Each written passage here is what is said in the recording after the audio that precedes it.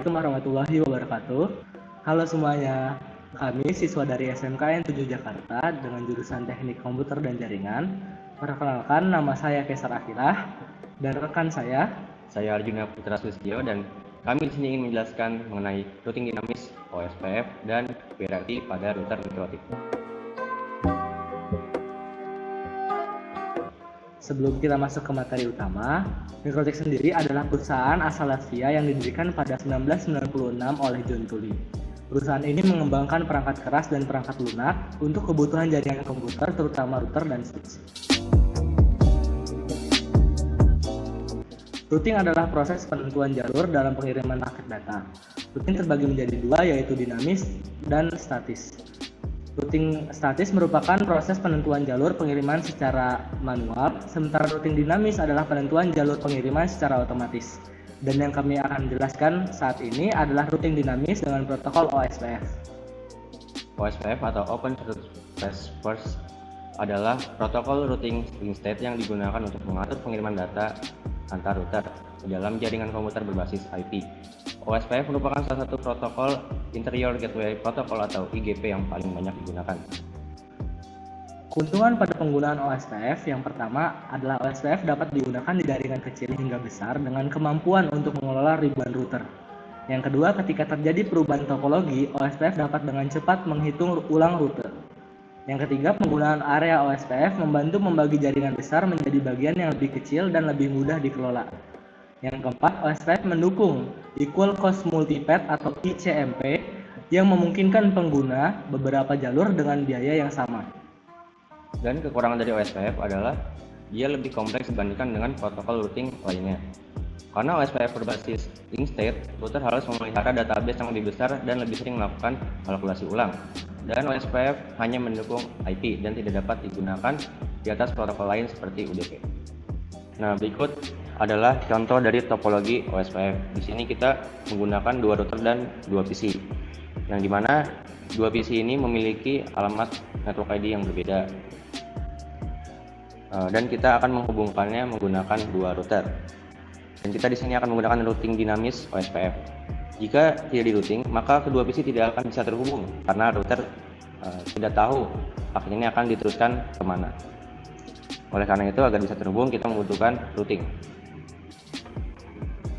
Dan untuk PC 1 memiliki alamat network 192.168.1.0/24, dan PC 2 memiliki alamat network 192.168.2.0/24.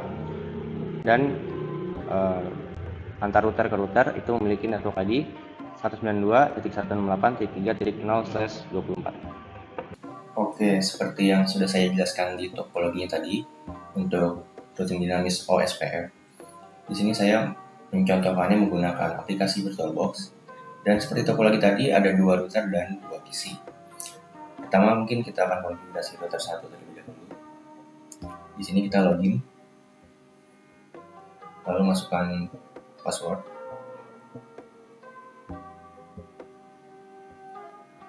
Dan di sini kita sudah masuk ke router 1.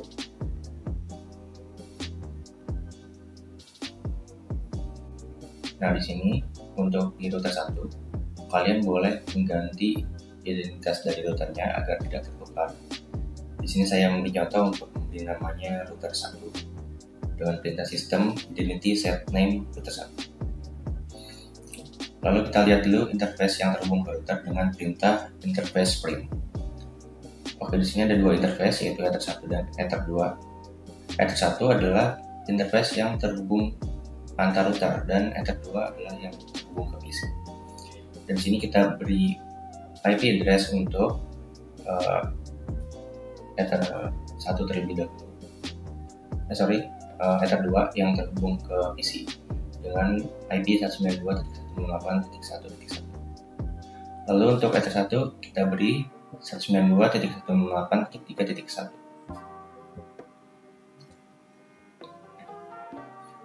Nah, selanjutnya kita akan konfigurasi untuk router 2.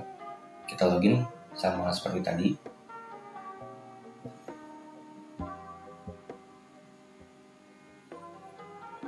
Lalu di sini ya kalian boleh ganti identitasnya juga.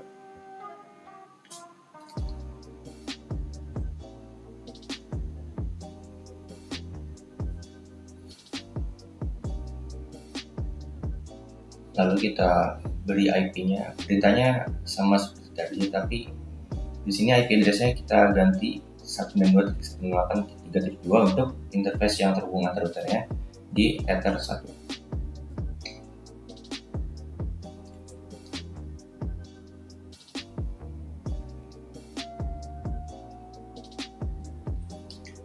Untuk Ether 2-nya kita menggunakan IP 192.168.2.1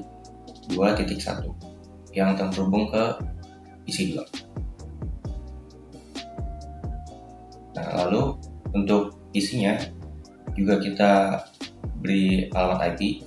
Untuk PC 1 dan PC 2, di sini saya menggunakan sistem operasi Debian. Nah, jadi perintah untuk memberi IP-nya seperti ini, nano stc network interface, dan tinggal di enter.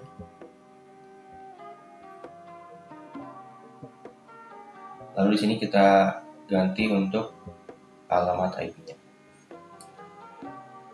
Kita gunakan alamat IP 192.168.1.2/24. Nah, lalu jangan lupa untuk memberi gateway-nya 192.168.1.1. Ini adalah IP router yang satu. Karena jika tidak diisi gateway, maka tidak bisa terhubung ke jaringan yang berbeda. Dari sini kita restart terlebih dahulu. Ini perintahnya untuk di Debian ya. Tapi kalau kalian menggunakan Windows, nggak perlu lakukan hal seperti itu.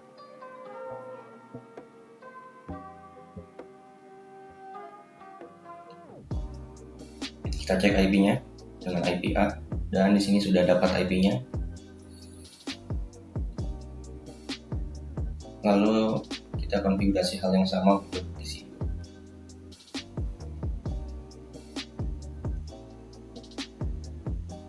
Nah, untuk PC 2 ini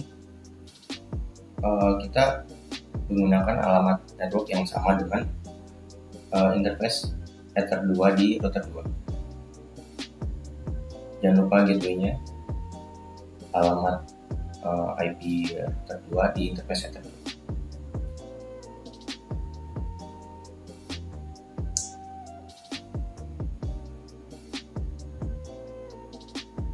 Dan sama ini kita restart juga.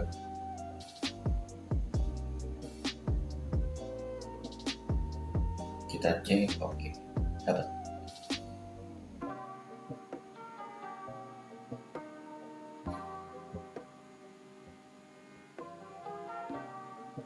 Lalu kita coba tes ping ke router 2 dan ke PC 1 dan tidak bisa terhubung karena kita belum melakukan routing. Dan sini kita coba sebaliknya, PC 1 ke PC 2.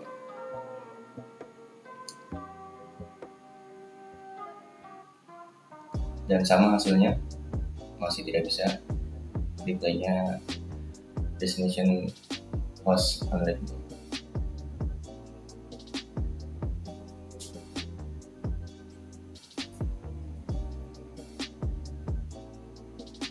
Kita coba ping ke IP routernya dan TTL karena dia berada di router yang sama. Kalau di router yang sama, walaupun networknya dia berbeda, dia tetap TTL. Dan di sini coba di PC 2 kita ping ke alamat router 2 dan TTL. Tapi untuk ke jaringan yang berbeda di device yang berbeda itu tidak bisa. Harus kita routing. Karena router tidak tahu cara menentukan jalurnya itu mana. Nah, coba kita di sini hapus gateway-nya. Jika gateway dihapus, maka dia benar-benar tidak bisa terhubung ke jaringan yang berbeda. Walaupun ke router 2 yang terhubung langsung, tetap tidak bisa.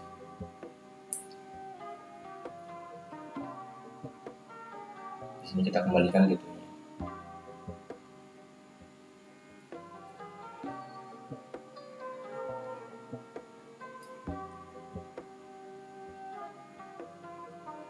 Dan ya, kembali TTL. Sekarang kita lanjut konfigurasi routingnya. Kita masukkan perintah routing OSPF intense add name OSPF 1. Kita di nama OSPF yang 1 di sini contohnya, dan router ID-nya kita beri 1.1 untuk router 1. Oke. Lanjut routing OSPF. Dan di sini kita masukkan network ID-nya.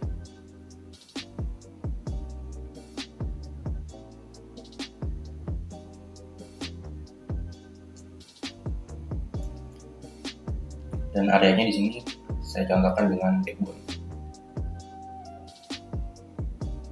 Lalu kita masukkan semua interface yang terhubung ke router dan network yang terhubung ke routernya. Kita masukkan. Nah, di sini kita bisa cek dengan di IP route print aja. Nah, kita lihat sini sudah ada ya. Langsung kita konfigurasi hal yang sama dari router 2. Perintahnya mirip, tapi perbedaannya adalah kita ganti untuk bagian router ID. Kita pakai 2.2.2.2. Dan sama kita beri alamat network yang terhubung ke routernya.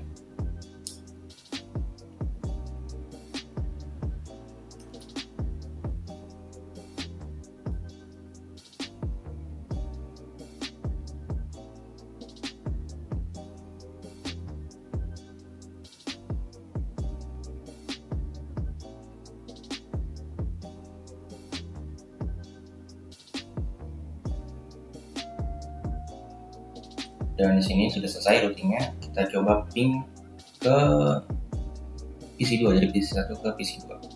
Kita coba ping. Dan hasilnya TTL. Karena router dia bisa menentukan jalurnya karena sudah kita routing dinamis OSPF. Dan di sini kita coba sebaliknya dari PC2 ke PC1. Dan hasilnya TTL juga. Oke, mungkin konfigurasinya sampai di sini saja. Dan kita lanjut ke konfigurasi selanjutnya. Selanjutnya, VRRP atau Virtual Router Redundancy Protocol yang bertujuan menyediakan redundancy gateway. Dengan VRRP, router yang mengelola alamat IP virtual akan dipilih secara dinamis, dan jika router utama gagal, router cadangan akan secara otomatis mengambil alih alamat tersebut tanpa gangguan berarti bagi pengguna jaringan. Dan keuntungan VRRP diantaranya adalah yang pertama, redundansi dan ketersediaan tinggi, mengurangi downtime dengan failover otomatis. Yang kedua, proses failover yang cepat ketika router utama gagal. Yang ketiga, mudah dikonfigurasi. Yang keempat, router dengan prioritas yang lebih tinggi dapat mengambil alih jika kembali online. Yang kelima, dapat digunakan di perangkat berbagai vendor. Kelemahan VRRP. Yang pertama, tidak mendukung load balancing. Kedua, keterbatasan skalabilitas. Ketiga, gagal jika semua router gagal. Keempat, memerlukan pengaturan prioritas secara manual. Dan yang kelima adalah keamanannya terbatas. Nah, berikut adalah topologi yang akan kami gunakan untuk konfigurasi VRRP.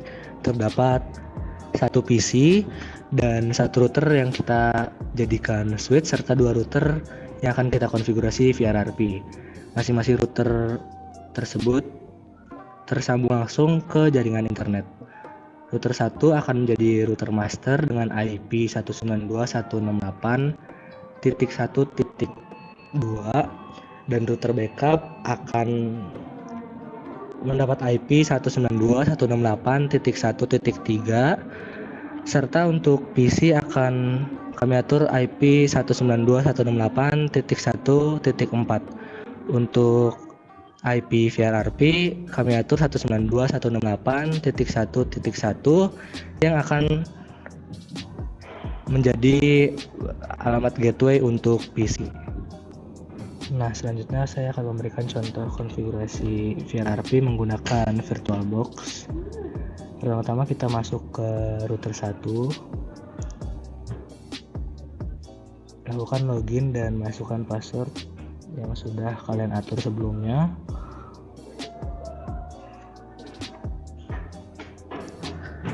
Kita lakukan konfigurasi sistem identity sesuai keinginan dan kebutuhan masing-masing. Jika tidak perlu, tidak usah dilakukan.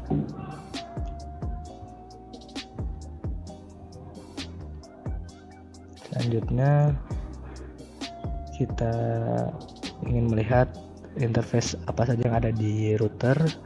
Terlihat ada Ether 1 dan Ether 2. Ether 1 akan kita gunakan untuk menyambungkan router ke internet dan Ether 2 akan kita sambungkan ke switch. Selanjutnya kita akan konfigurasi DHCP client untuk interface Ether 1.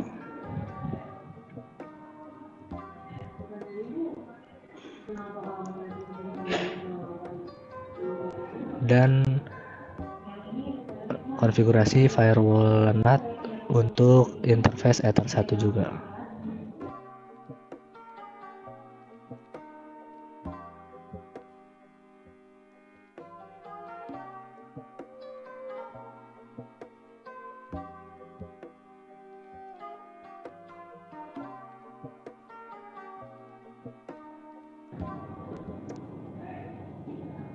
Nah, selanjutnya kita lakukan tes konektivitas dengan ping 8888.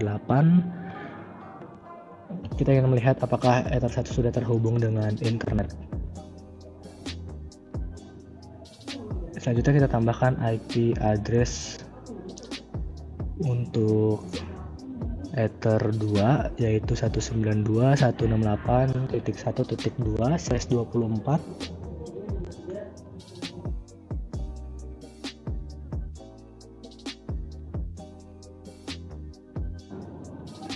Dan kita akan mengaktifkan interface VRRP.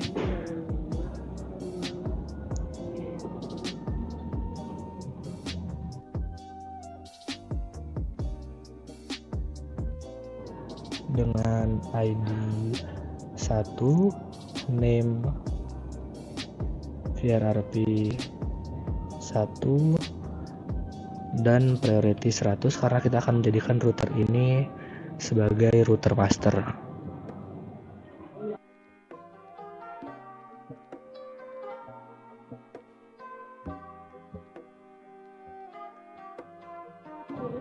Selanjutnya kita akan menambahkan IP address untuk interface VRRP 1 dengan IP 192.168.1.1/24.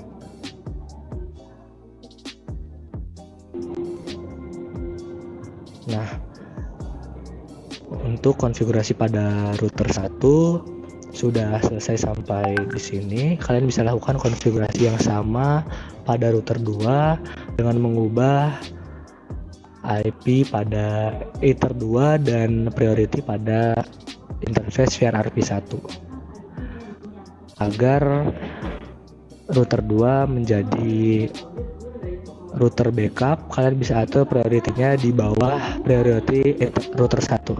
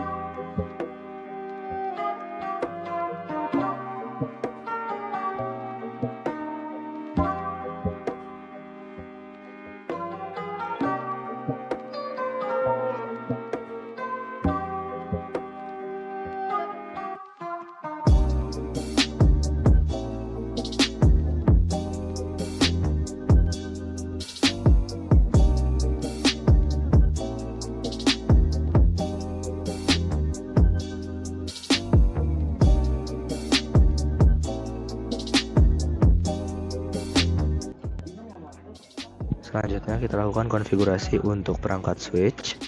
Kita masuk ke perangkat switchnya, kita lakukan login seperti biasa, dan kita lakukan reset configuration untuk memastikan bahwa switch tidak terdapat konfigurasi sama sekali.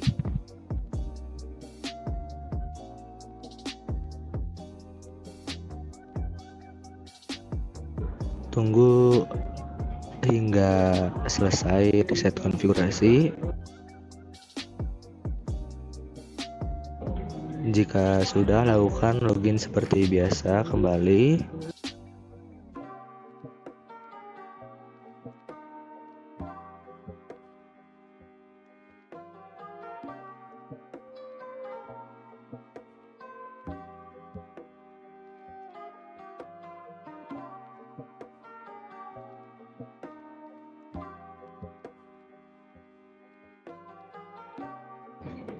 Selanjutnya kita tambahkan interface bridge dengan nama bridge 1.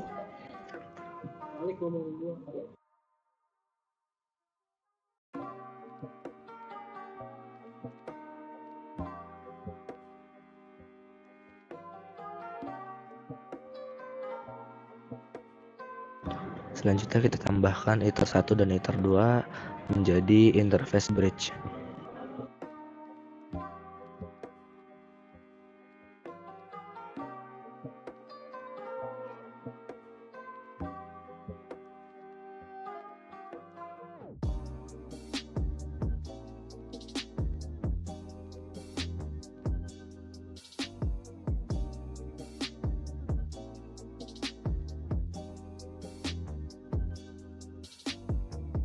Nah, selanjutnya kita lihat interface yang tersedia pada switch terdapat ether 1, ether 2, dan bridge 1.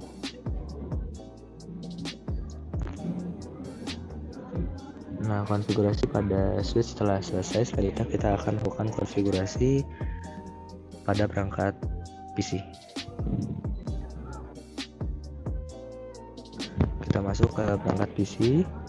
Kita lakukan konfigurasi alamat IP dengan mengganti DHCP menjadi statis dan memasukkan address 192.168.1.4/24 serta memasukkan gateway yaitu IP VRRP1 yaitu 192.168.1.1.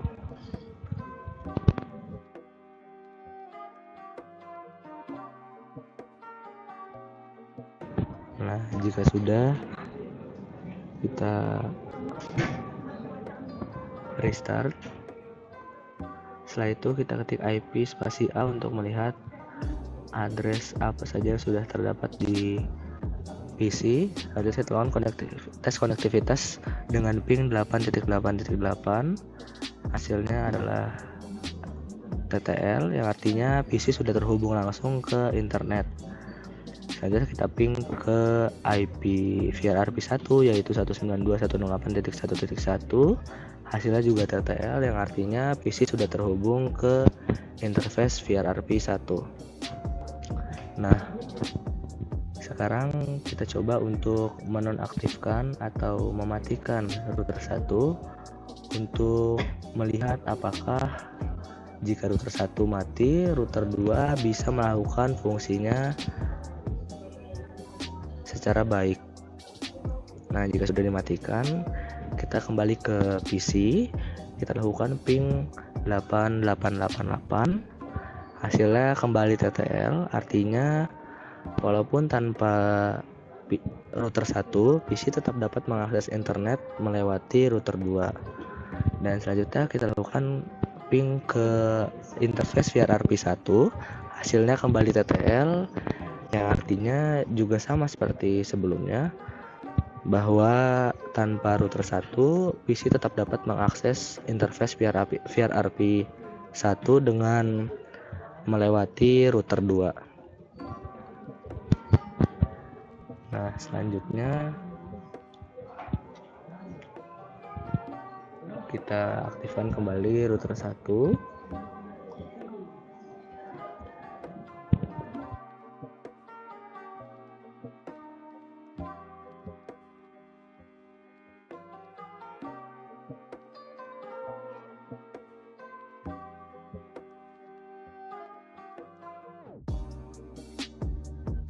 jika router 1 sudah aktif, kita menonaktifkan router 2 untuk melihat apakah jika router 2 tidak aktif, router 1 dapat menjadi jembatan PC ke internet dan PC ke interface VRRP1.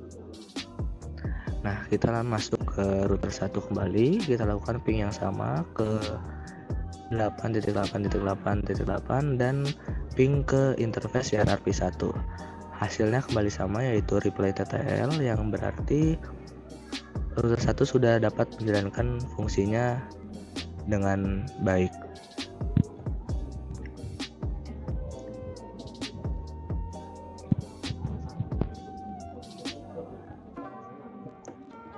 Nah, saya rasa konfigurasi VRRP kali ini sudah berhasil dilakukan karena router 1 sudah dapat menjalankan tugasnya dan router 2 juga sudah dapat menggantikan router 1 jika terjadi hal-hal yang tidak diinginkan. Sekian yang dapat kami sampaikan. Mohon maaf jika ada kesalahan dalam penyampaian materi dan konfigurasi. Semoga apa yang kami sampaikan dapat bermanfaat bagi teman-teman sekalian. Terima kasih. Wassalamualaikum warahmatullahi wabarakatuh.